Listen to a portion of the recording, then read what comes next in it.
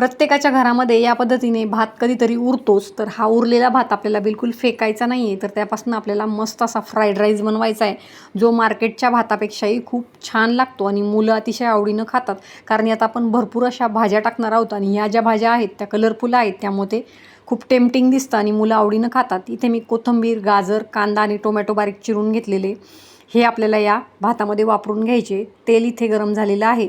यात मी आता जिरे आणि मोहरी टाकून घेणार आहे.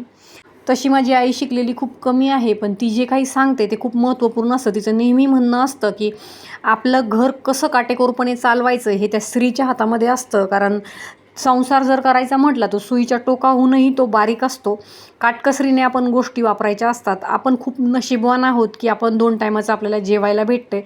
आपल्या देशामध्ये भरपूर अशी मुलं आहेत की त्यांना एक वेळचं जेवणसुद्धा मिळत नाही. त्यामुळे आपणही कधीही अन्नाची नासाडी करू नये. शक्य तितका आपल्याला वापरता येईल तिथे आपण अन्नाचा वापर करावा, फेकू नये, या मताची मी देखील आहे. तर आता इथे मी थोडीशी कोथिंबीर टाकून घेतली आणि त्यात मी काही मसाले ॲड केलेले आहे, ज्यात मी लाल तिखट आणि गरम मसाला, थोडीशी हळद पावडर टाकून हे मसाले परतून घेतलेले. आता यातच मी बारीक चिरलेला कांदा आणि गाजर टाकून घेणार आहे. गाजर हे आपल्या शरीरासाठी अत्यंत फायदेशीर असतं, तर ते नक्की टाकावं. तुमच्या आवडीच्या भाज्या तुम्ही इथे टाकू शकतात. आता हे 2 मिनटासाठी आपल्याला छान असं परतून घ्यायचं आहे. चवीपुरतं आपल्याला यात थोडंसं मीठही टाकून घ्यायचं आहे. इथे मी थोडेसे हिरवे वाटाणे सोलून घेतलेले आहेत, ते आपल्याला यात टाकून घ्यायचे.